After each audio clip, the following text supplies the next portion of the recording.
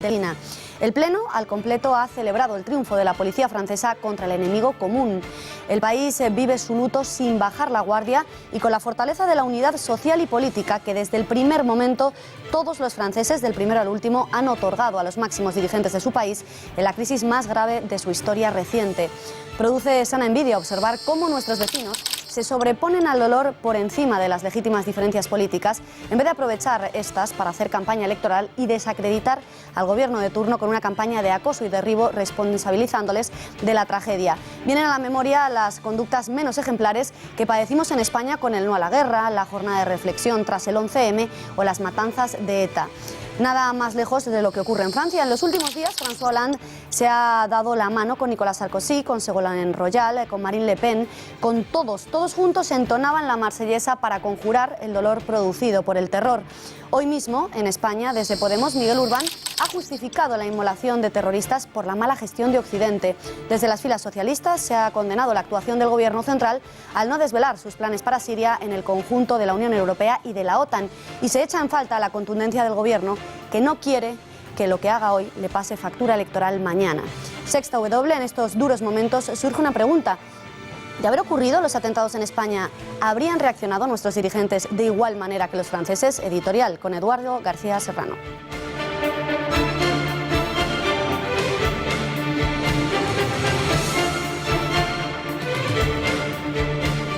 Buenas noches, Beatriz. No hace falta tener la portentosa imaginación de Julio Verne para responder a esa pregunta. Basta con hacer un leve esfuerzo de memoria y evocar cómo reaccionaron los políticos españoles el 11M en Madrid, con 192 muertos y más de 1000 heridos sobre las vías de la Renfe. Produce vergüenza solo recordarlo. La oposición se tiró a la yugular del gobierno y su masa de maniobra inundó las calles para llamar asesino a Aznar. Fue la perversión de la fábula de Esopo. Los corderos atacados se aliaron con los lobos para despedazar al pastor. Desgraciadamente, España está llena de españoles y no de franceses. Para nuestros vecinos del norte, desde el más modesto al jefe del Estado, la patria, la nación, está siempre por encima de los intereses de las banderías políticas. En España no. En España la patria es el partido, o en el mejor de los casos, el campanario de la aldea. Decía Antonio Machado: desconfiad del español que afirma ser catalán, vasco o gallego antes que español, porque es un hombre incompleto, incapaz de la menor grandeza.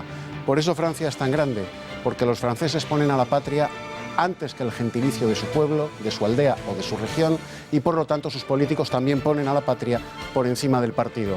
Por eso Francia es tan grande y por eso mismo, pero al revés, España es, como decía Ortega, tan canija, tan agria y tan paralítica.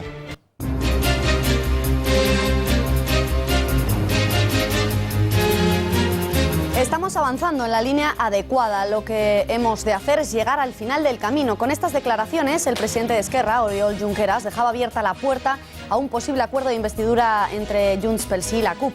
Mientras, Raúl Romeva insta a la CUP a que este pacto se haga sin humillar a nadie y sin que suponga ninguna renuncia. Esperamos un acuerdo que creemos que no solo es necesario, sino que es imprescindible y que no solo es posible, sino que consideramos probable. Probable porque cada una de las partes ha hecho propuestas que la contraparte ha considerado positivas y, por tanto, nos sentimos obligados a llenarlas de contenido para facilitar dicho acuerdo. Tracta de buscar una situació que ni humiliï a ningú, però que tampoc signifiqui una renúncia total i absoluta per part de ningú. Aquesta és la qüestió. Per tant, repeteixo una vegada més, el que hem de fer és ampliar l'espectre i superar el debat canviant la mirada. La policía científica saca a la luz un informe que acredita que fue la jefa de personal del Partido Popular quien solicitó la reincorporación de Luis Bárcenas a su puesto de trabajo tras su etapa como senador. En contra del testimonio dado por la responsable de Recursos Humanos del partido, el estudio realizado por la policía acredita que fue el propio Partido Popular quien firmó el escrito de readmisión de Bárcenas, que presentó tras su excedencia forzosa durante 6 años. Polémica por el último spot de Barbie en Estados Unidos. Es el último ataque de los defensores de la ideología de género. El anuncio de la marca de muñecas más famosa del mundo, de la compañía Mattel, rompe con los estereotipos sexuales y muestra por primera vez a un niño jugando con una de estas muñecas junto a otras 2 niñas. Tras la masacre vivida en París el pasado viernes, nuestra mirada se centra ahora en el desafío al que se enfrenta Occidente tras las numerosas e incesantes amenazas del Estado Islámico. Pero, ¿qué requisitos contempla el derecho internacional para poder defendernos? Se lo preguntaremos al abogado penalista Juan Ignacio Fuster Fabra en El Corruptómetro. Y en los deportes, Juanma, noticia de última hora, la sanción por dopaje a Marta Domínguez. Sí, efectivamente, es un duro golpe para Marta Domínguez y también para el atletismo español. Como decías, Beatriz, sancionada Marta Domínguez, la atleta palentina, con 3 años de suspensión y además se le retiran 2 medallas, un oro en un mundial y una plata en un europeo. En el tiempo de deportes ampliaremos información al respecto de este castigo y también veremos la última hora de este clásico, de la seguridad, al respecto del partido más vigilado en la historia del fútbol y también sabremos la última hora cómo llegan tanto Real Madrid como Barcelona.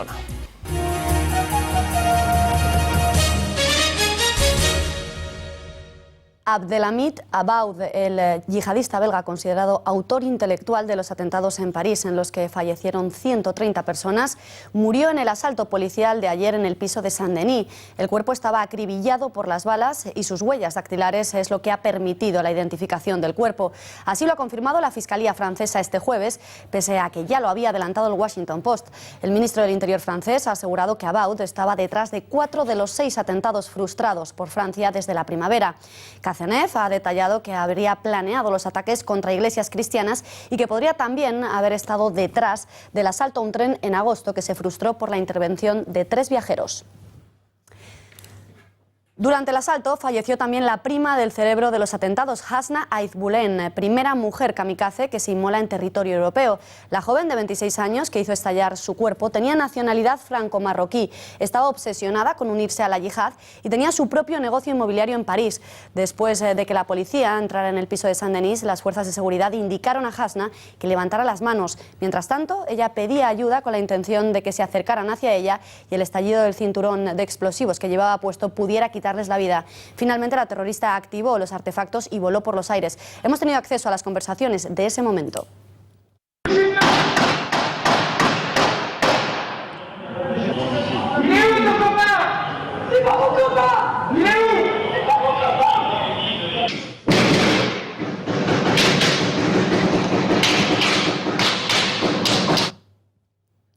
El Ministerio del Interior de nuestro país ha confirmado que el cabecilla de los ataques, Abdelhamid Abaoud, intentaba reclutar a mujeres españolas para combatir en Siria y en Irak. Conseguir que ellas se unan a las filas del Estado Islámico es uno de los principales objetivos en las nuevas estrategias de la organización terrorista. Las mujeres lo tienen más fácil para pasar desapercibidas y no ser cacheadas. La inmolación de una supuesta prima de Abdelhamid Abaoud en la operación antiterrorista de este miércoles descolocaba a los investigadores europeos. A pesar de que el 30% de los kamikazes yihadistas son mujeres, de hecho desde 1985 hasta 2006 más de 220 kamikazes se han suicidado, solo 2 europeas lo habían hecho hasta ahora y nunca antes en suelo europeo. Por ello, las pesquisas llevadas a cabo en nuestro continente se centraban principalmente en objetivos masculinos. De los 20.000 occidentales que se han unido al ISIS, el 10% son mujeres y más del 80% de ellas solo tienen entre 15 y 29 años. En España, sin ir más lejos, una mujer fue detenida en Lanzarote este verano acusada de reclutar a jóvenes para el Estado Islámico y una joven onubense de 22 años que pretendía integrarse en el ISIS fue detenida en Barajas hace unos días. ¿Y qué lleva a Daesh a este cambio de estrategia? Las mujeres son más difíciles de cachear, ya que siempre debe hacerlo otra mujer, y sus vestimentas anchas les facilitan poder esconder explosivos. Además, incluso algunos grupos terroristas han reconocido que tienen mayor capacidad de sacrificio que sus compañeros masculinos, por lo que pueden resultar más letales. Por primera vez desde el viernes hemos podido ver a los terroristas en acción. El diario británico Daily Mail ha hecho público un vídeo en el que puede verse desde dentro uno de los asaltos dentro de uno de los restaurantes que sufrieron los ataques, el Casa Nostra. En las imágenes se observan ráfagas de disparos, rotura de cristales. Cuando parece que todo ha terminado, el terrorista vuelve para rematar a 2 de las mujeres que permanecían en el suelo y se le encasquilla el arma. En el tiroteo no hubo víctimas mortales. El restaurante hoy sigue cerrado tan solo con flores y velas delante de su fachada. Abdeslam Salah es hoy el terrorista más buscado de Europa tras los atentados del viernes.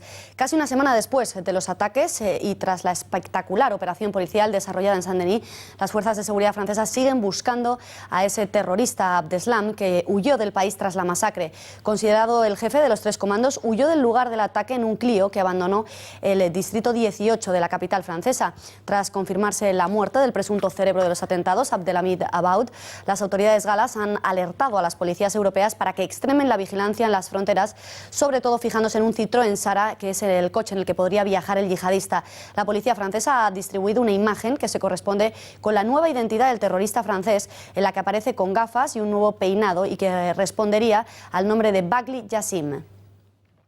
Desde la aplicación del estado de emergencia en Francia, las fuerzas del orden han realizado más de 400 registros administrativos sin necesidad de orden judicial que han permitido requisar 87 armas, entre las que se habría 11 armas de guerra, y se ha dictado la residencia vigilada para 118 personas.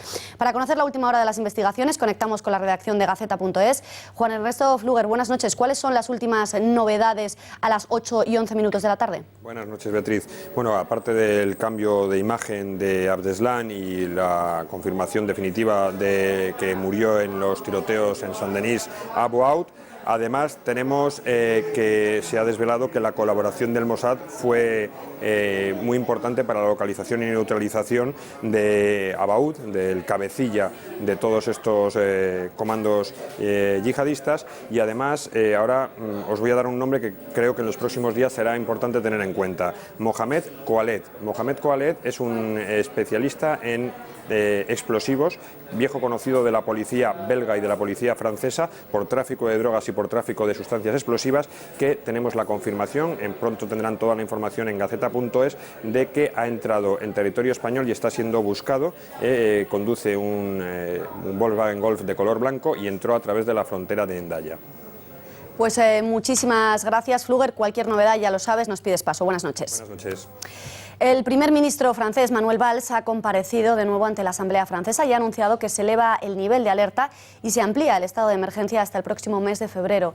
Lo ha hecho tras confirmar la muerte del autor intelectual de los atentados, Abdelhamid Abaoud, tras lo que ha seguido una emocionante ovación. Sin embargo, lo que más ha alarmado de toda su comparecencia ha sido la afirmación de que las autoridades galas no descartan que los terroristas puedan usar armas químicas y bacteriológicas. No podemos hoy en día excluir nada, ya lo decíamos ayer y lo digo hoy, por supuesto, con todas las precauciones necesarias, pero lo saben, lo tenemos en mente. Puede haber riesgo también de armas químicas o bacteriológicas.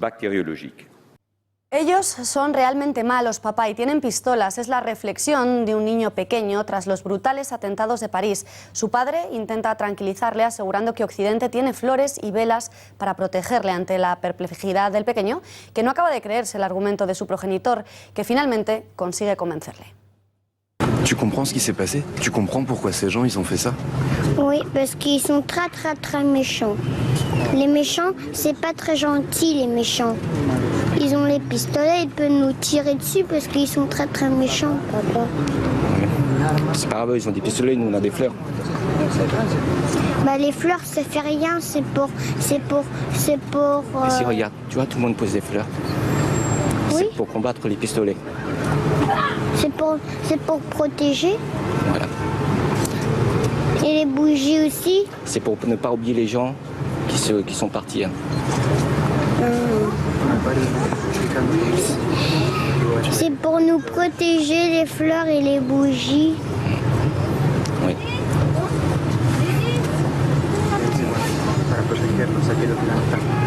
Ça va mieux du coup? Oui, ça va mieux. ¿Es correcto educar a un niño negándole la realidad o se le debe proteger por encima de todo, aunque sea con la mentira? Asunto lo suficientemente polémico como para plantear un cara a cara entre Eduardo García Serrano y José Antonio Fuster. Eduardo. Bueno, vamos a ver, Beatriz. Albert Einstein decía que las bayonetas sirven para cualquier cosa menos para sentarse sobre ellas. Cuando este crío sea un poquito más mayor, convendría que su padre, el florista, le enseñase de verdad que las flores sirven para cualquier cosa, incluso para fumárselas, como parece ser que hace él, excepto para parar las balas y combatir al terrorismo. Hay en ese vídeo un momento muy bueno, que es cuando el padre en un cuarto de segundo reflexiona y piensa, ¿qué tengo que hacer? Tengo que proteger a mi hijo, tengo que darle seguridad. Es lo más importante para un niño. No seguridad, tengo que darle la sensación de seguridad, de que pueda crecer libre, porque la seguridad da la libertad, libre, feliz, pensando que su padre es el más fuerte y que todos los demás estamos para protegerle. Eso es importantísimo. Claro que es importante, por eso toda la literatura infantil, querido José Antonio Fuster, está llena de príncipes buenos que con sus espadas buenas defienden a los débiles, a los oprimidos, frente a los malos. Por eso la literatura infantil está plagada de este tipo de personajes. Los buenos desenvainan la espada para defender a los oprimidos, a los débiles y a las mujeres frente a los malos. Eduardo, que es un niño muy pequeño, no tienes que mirarlo con otra manera, es un niño muy pequeño. Una infancia feliz es para toda la vida, es el mejor regalo que un padre puede darle a su hijo.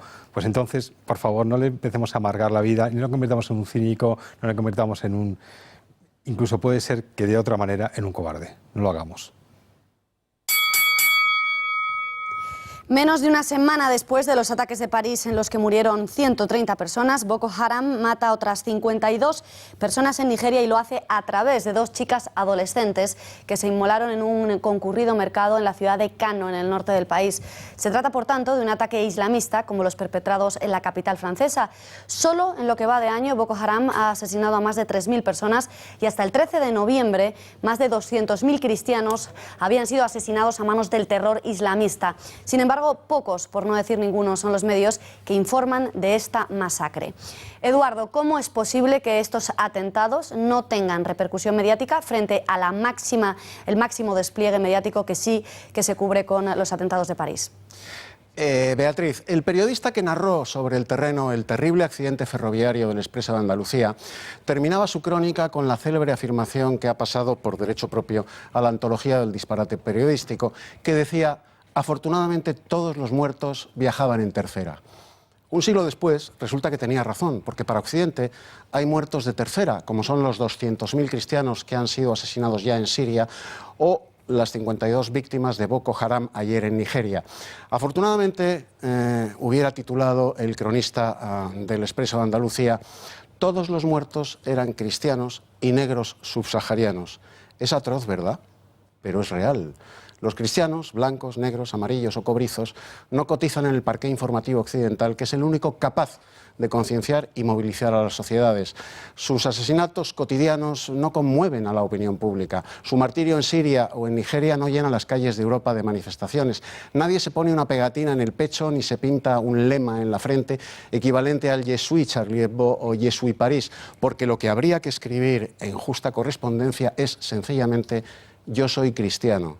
Y eso, como dice Manuela Carmena, puede herir otras sensibilidades, sobre todo la de los que matan cristianos. Gracias, Eduardo. España va a seguir colaborando con sus socios y aliados, pero lo importante es no tener debates sobre en qué vamos a colaborar. Vamos a ver qué es lo que ponemos cada uno. Lo importante es hacer mucho y hablar en materia de lucha contra el terrorismo solo lo justo y necesario. Palabras del presidente del Gobierno, Mariano Rajoy, quien ha solicitado prudencia sobre el papel que encarnará España en la lucha contra el Estado Islámico. Eso sí, ha querido mandar un mensaje de tranquilidad a todos los españoles.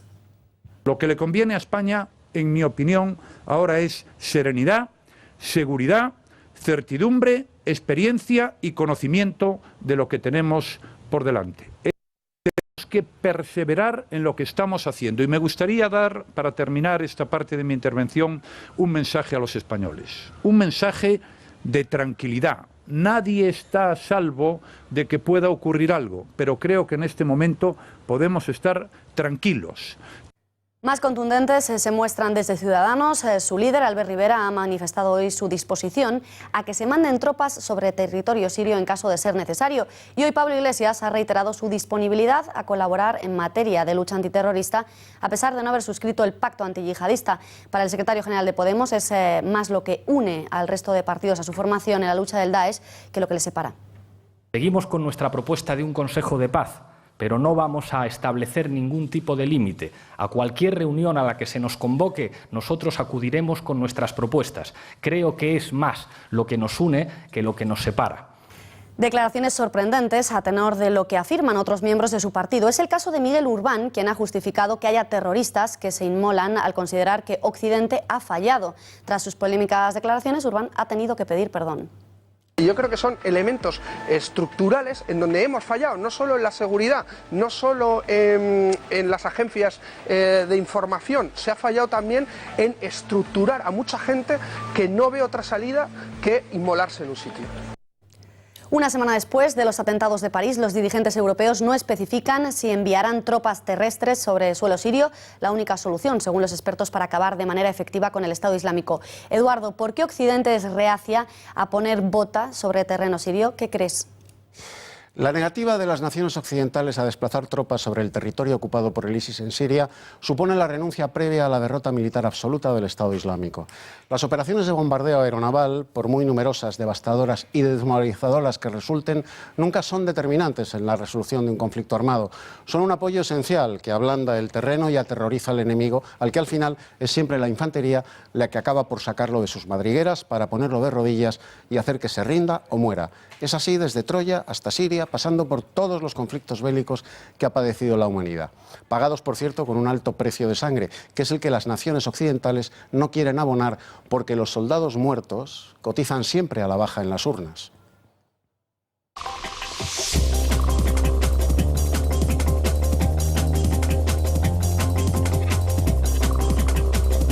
Momento de abordar el corruptómetro, hoy centrado en los sucesos de París y en el desafío al que se enfrenta Occidente. Para ello contamos con la presencia de Juan Ignacio Fuster Fabra. Muy buenas noches. Buenas noches. Como todos los jueves, empezamos. ¿Cómo se puede declarar la guerra formalmente a un Estado que no existe, como es el Estado Islámico, que es un fantasma, está infiltrado en nuestra sociedad, pero no es un Estado propiamente dicho? Creo que lo principal sería aclarar conceptos. Lo primero, no se declara la guerra a nadie, y lo segundo, Estado Islámico no es un Estado.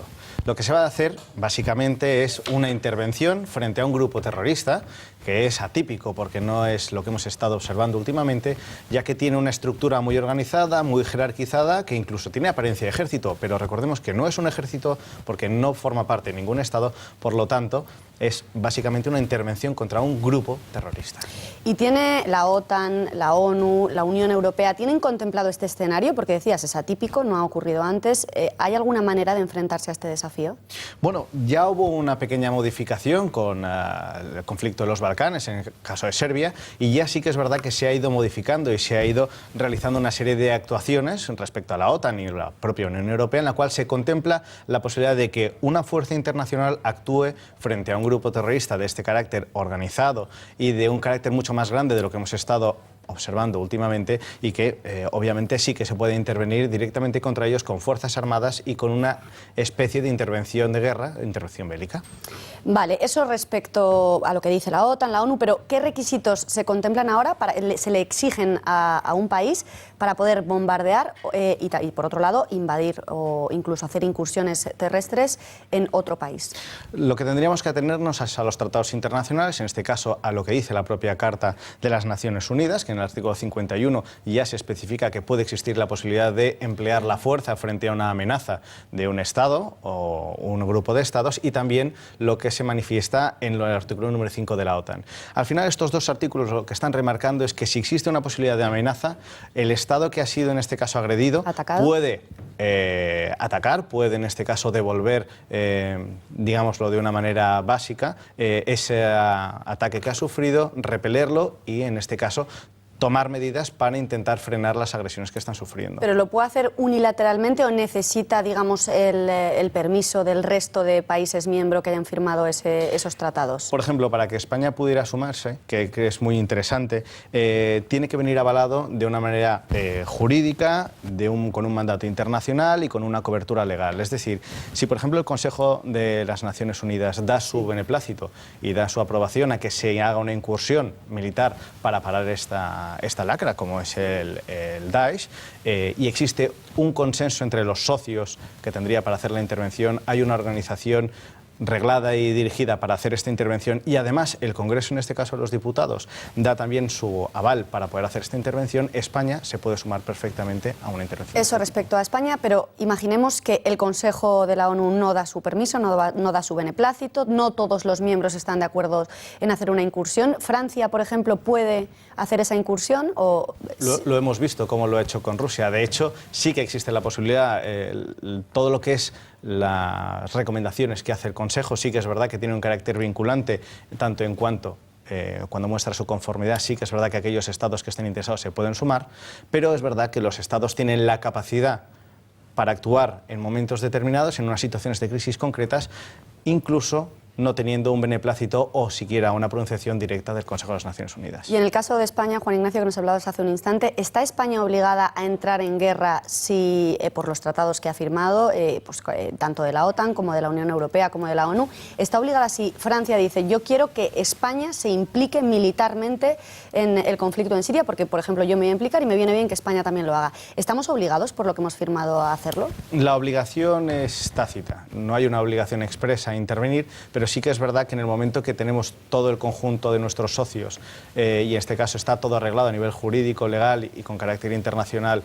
la intervención, sí que es verdad que España podría intervenir. Es más, incluso el propio ministro ha manifestado que si todos estos requisitos se dan y Francia pide a sus socios que acuden a una intervención internacional contra Daesh, España estaría en esas filas. Clarísimo. Respecto a... te quería preguntar si los terroristas del ISIS tienen consideración de soldados, porque nos decían no son un ejército, no tienen un territorio, no tienen un país, pero ¿qué consideración tienen entonces? ¿Son la de terroristas? ¿Se les trata como terroristas? ¿Se les trata como soldados? Porque claro, ellos se presentan como soldados. Daesh lo que ha estado haciendo durante esta última época es intentar enfocarse como un propio Estado, con una categoría de nación, en la cual ellos se consideran como un ejército vinculado a un Estado inventado y autoproclamado por ellos. Pero en este caso lo que tenemos es que la Convención de Ginebra, que es la que regula, en este caso, todo lo que son las relaciones bélicas, vamos a llamarlo de alguna manera, no acoge a Daesh, no acoge en ningún aspecto la posibilidad para los combatientes o para los terroristas, en este caso, de Daesh. No se les puede aplicar porque no son un ejército, no es un Estado y por lo tanto no se les puede aplicar las mismas reglas del juego. Juan Ignacio, si los terroristas son apresados por un país europeo dentro de una actuación militar, ¿cómo y dónde se les juzga? ¿Se les juzgaría en su país de origen? ¿Les juzgaría el país donde fueran detenidos o donde hubiesen cometido el acto terrorista? Tenemos doble vertiente. Hay dos posibilidades. Uno, que sean juzgados por el Tribunal Penal Internacional, que en este caso sería si la comunidad internacional entiende que todos los delitos que han cometido no son solo delitos de terrorismo, sino delitos contra la humanidad. En ese caso se activaría el protocolo para que fueran trasladados y puestos a disposición judicial por el Tribunal Penal Internacional. En el caso de que se consideraran como delitos analógicos, ordinarios de terrorismo, se enjuiciarían en este caso en Siria o en Irak, que sería el lugar donde los hayan cometido y donde hayan sido apresados. ¿Y si los cometen en Francia? Si los cometen en Francia y son detenidos en Francia, la justicia francesa entenderá que es competente porque son actos de terrorismo que en este caso van contra ciudadanos franceses en territorio francés, por mucho que sean de otro Estado o que vengan por el autoproclamado Estado Islámico. Por último, tú como abogado has estado en varios juicios contra yihadistas, contra terroristas islamistas. ¿Cómo dirías que reaccionan en los juicios? ¿Cuál es su actitud? ¿Es desafiante? Llama mucho la atención, y a los abogados siempre que hemos tenido la posibilidad de estar en este tipo de juicios lo hemos comentado. Es muy complicado entender su psicología. Al final, cuando uno está en sala y los ve incluso dentro de la pecera, cuando se está produciendo el juicio, la vista de juicio oral, con los terroristas, por ejemplo, etarras, era totalmente diferente porque existía una relación, ¿no?, de tranquilidad entre ellos, por ejemplo, dentro de la propia pecera. Se veía que interactuaban incluso con la sala, sí, aunque pero fuera burlándose. Hemos visto que casi siempre son actitudes, las de los terroristas etarras, desafiantes, de burla, de insultar al tribunal. Pero podríamos calificarlo como actitudes de sangre caliente. Sí. La diferencia es que cuando uno se encuentra con un terrorista islámico es una persona que no se levanta del sitio, enfoca la mirada a un solo punto y no se mueve en ningún momento dentro de la declaración, dentro de la vista de juicio oral. Y la sensación que tiene quien está dentro de la sala es de una frialdad absoluta. Cosifican a las personas y uno se da cuenta que da igual que esté prácticamente sentado en el banquillo, porque él piensa que habrá otro que pueda cumplir su mandato, y eso es muy complicado. Les da mucha tranquilidad. Sí. Juan Ignacio, sangre fría la tuya, de poder aguantar eso. Viene en la profesión. Enhorabuena. Bueno, muchísimas gracias. Interesantísimo análisis. Nos vemos la semana que viene. Muchas gracias. Buenas noches.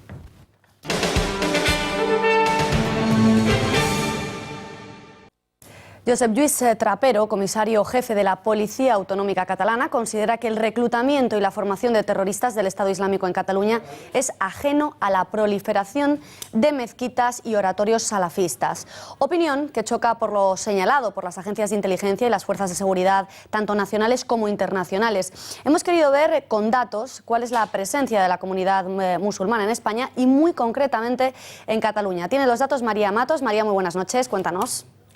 Muy buenas noches, Beatriz. En España ya hay 1.858.409 personas que rinden culto a la religión musulmana, de las cuales el 61% es de nacionalidad extranjera, la mayoría marroquíes, y el otro 39% restante tiene la nacionalidad española. Estos son los datos en el territorio nacional, pero vamos a ver ahora cuál es la comunidad que acoge a más musulmanes.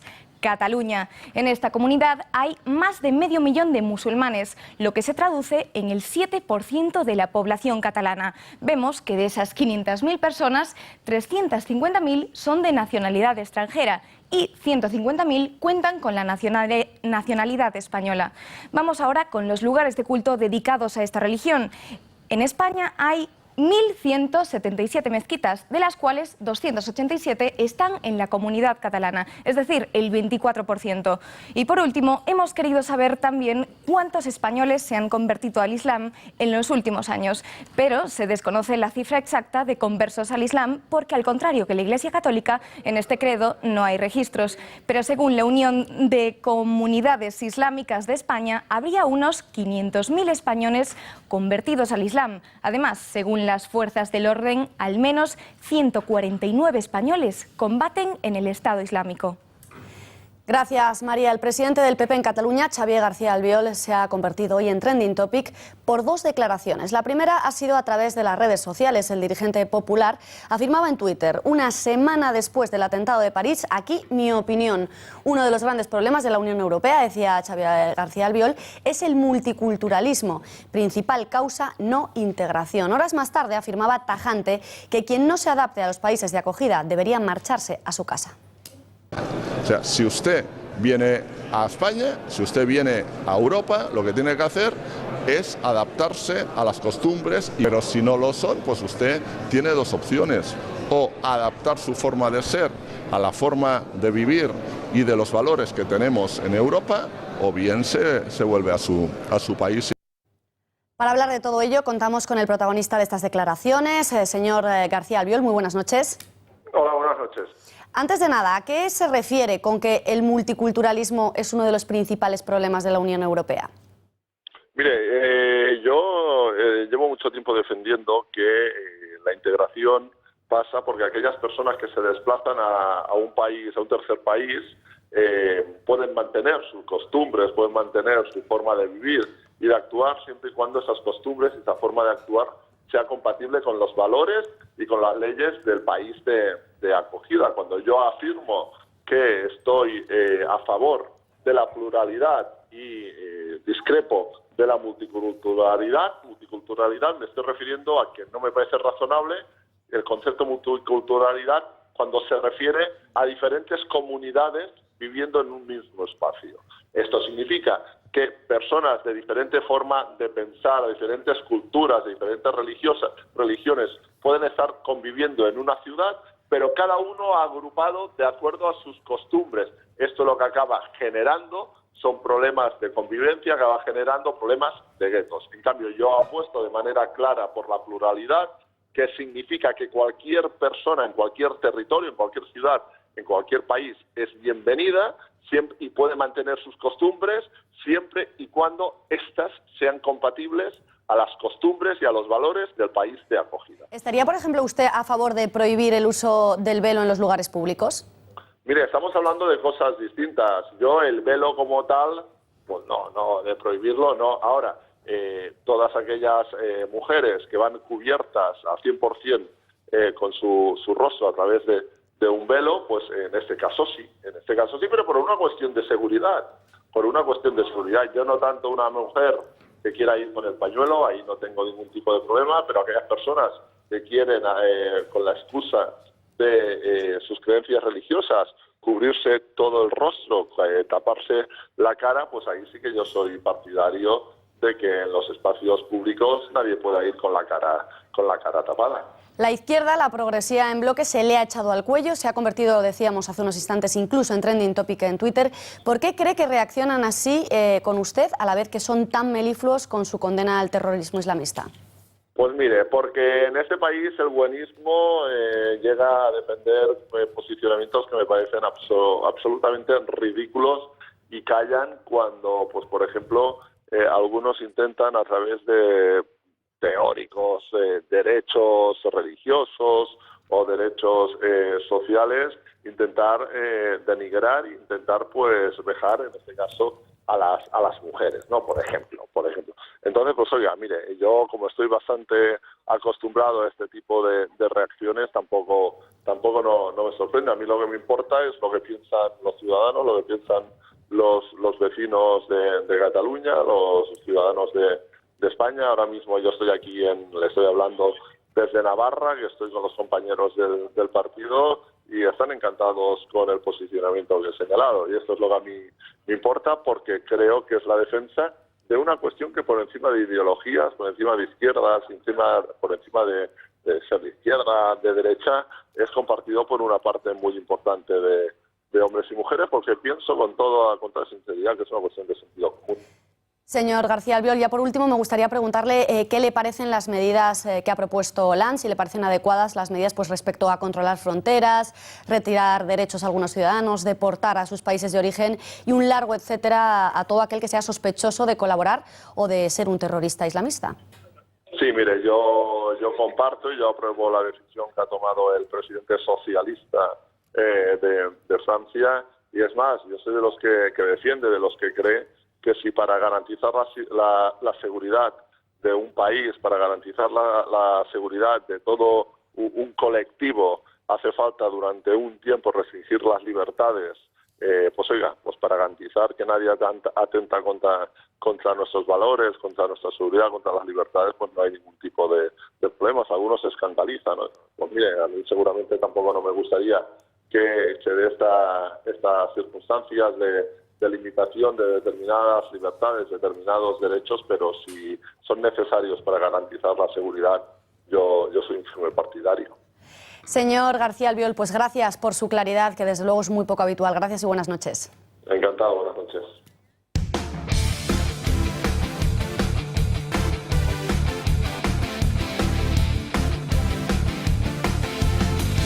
Y en los deportes, Juanma, hola de nuevo. ¿Qué tal? Noticia de esta tarde, de última hora, el TAS ha sancionado ya por dopaje a Marta Domínguez. Sí, efectivamente, era una noticia con la que nos hemos sorprendido esta tarde. Bueno, nos hemos sorprendido no, porque se esperaba más o menos que pudiera haber una sanción. Pues efectivamente, la que estaba considerada hasta el día de hoy la mejor atleta de la historia del deporte español ha sido sancionada muy duramente. Además, le han castigado retirándole el oro en los 3.000 obstáculos del Mundial de 2009 y la plata en el Europeo de 2010. Evidentemente, esto supone el fin de la carrera de Marta Domínguez y además un tirón de orejas para el sistema antidopaje español, que ya la exculpó cuando su nombre pareció haber estado incluido en la Operación Puerto. La operación también a la que vamos ahora es la que se detallará, la que se habrá este fin de semana para prevenir incidentes terroristas en el partido, en el clásico, en el Santiago Bernabéu. Será seguramente el partido más seguro del mundo. Lo estamos viendo justo, ayer lo detalló también en Punto Pelota Ulises Sánchez Flor. Habrá 3 anillos de seguridad en torno al Santiago Bernabéu. Desde aquí recomendamos que todo el mundo acuda con el tiempo suficiente al partido, con su entrada y con su DNI, para evitar aglomeraciones y problemas al entrar. Problemas en este partido es lo que ven en Barcelona por este hombre, por Fernández Borbalán. Es el árbitro que dirigirá el clásico y allí en Barcelona ha sentado muy mal que a última hora se cambiara a su asistente. Recordamos, un abogado hace un mes puso una denuncia por una supuesta manipulación hacia el asistente del árbitro que iba a arbitrar este partido. No se dijeron nombres. Bueno, pues ayer, sorprendentemente, cambió el asistente de uno de los 2 linieres que iba a tener Fernández Borbalán. Vamos a ver justo cómo la prensa de Barcelona esta mañana ha acusado de este cambio de ser sospechoso. Bueno, pues ya les decimos que el asistente que se ha retirado ha sido porque se ha roto el tobillo, así que lo sentimos en Barcelona. Estas sospechas son bastante infundadas. De hecho, esta mañana el árbitro del partido no ha querido hacer declaraciones. Las cámaras de Mediaset han localizado al árbitro almeriense que, como decimos, no ha querido hablar. El que ha hablado y se ha despachado a gusto en las redes sociales ha sido el hermano de Messi. Después de que en Argentina criticasen que Leo no pudiera jugar con su selección y que parezca que vaya a jugar el Clásico este fin de semana, ha rajado y de lo lindo ha dicho que si esta gente está loca, después de haberle criticado de que no haya ido con Argentina, de que no haya jugado bien con Argentina en los últimos partidos, ahora le piden que vaya y de hecho ha hablado más, lo vamos a ver justo a continuación. Justo ahora mismo ha dicho que Leo se prepara para Madrid y no viene a jugar después de 2 meses sin jugar, ni siquiera sabemos si llega, estos no entienden nada refiriéndose a la prensa. Bueno, pues ante la prensa ha comparecido esta tarde Andrés Iniesta, también son imágenes de hace muy poquitos minutos. El manchego ha hablado, como también habló en su momento Piqué, le han preguntado si el Clásico le pone y parece ser que Andrés también le excita bastante este partido de este sábado. A mí me encanta jugar estos partidos por lo que son, por lo que transmiten y por lo tanto pues ojalá y me sigan encantando y me sigan poniendo como una moto. Es raro que deje titulares Andrés Iniesta, el que no deja muchos tampoco cuando comparece es Gareth Bale, que también ha hablado hoy, en este caso ha sido esta mañana, en un acto en la casa de apuestas que patrocina al Real Madrid. Ha dicho que espera el partido de este fin de semana, que recuerda especialmente el gol que marcó ante el Barcelona en la final de la Copa del Rey de hace un año, y también ha dicho que todavía tienen margen de mejora, o sea que Bale cree que el equipo de Rafa Benítez aún puede mejorar en este curso. I think we've only lost once, which is positive, and I still think we have a few gears to go up as well. I think we can still perform better, play better, and hopefully as the season goes on, our form improves all the time, and hopefully it leads us to winning the league. Bueno, lo que vemos ahora mismo es el maillot de la San Silvestre Vallecana, que se disputará como todos los años el 31 de diciembre por las calles de Madrid, partiendo del Santiago Bernabéu, finalizando en el Estadio del Rayo Vallecano. La carrera mítica para todos los vallecanos. Este será el maillot que lucirán los más de 35.000 corredores que le disputarán un año más, haciendo de ella la segunda carrera popular más importante del mundo. También hay que decir que la carrera profesional todavía no se han anunciado los corredores que le disputarán, pero seguro habrá grandes espadas del atletismo mundial. Bueno, Juanma, pues cuéntanos ahora qué es lo que vamos a ver en Punto Pelota. También ¿Y quién va a estar? También grandes espadas, pero en este caso del periodismo deportivo. Tendremos a David Sánchez, aquí con Matamoros, a Carlos Carpe, su director de marca, a Joaquín Maroto, a Roberto Palomar y también a Rodrigo Jiménez. Bueno, pues no nos lo podemos perder otro día más. Es que no nos podemos mover delante de la televisión, es horroroso. Gracias, Juanma. Tampoco se puede mover delante de las pantallas del ordenador. Puntopelota.es para cualquier última hora, novedad exclusiva, vídeos, todo lo que quieran, e igual en Gaceta.es para toda la información política, entretenida, de sociedad, últimas horas, todo absolutamente en Gaceta.es. Nosotros nos vamos, hasta mañana, gracias.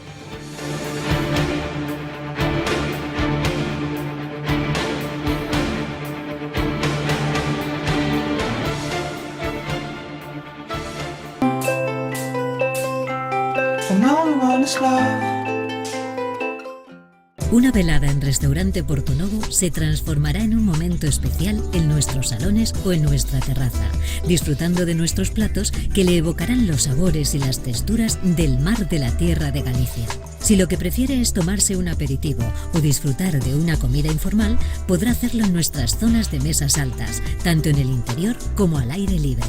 Restaurante Portonovo, en la salida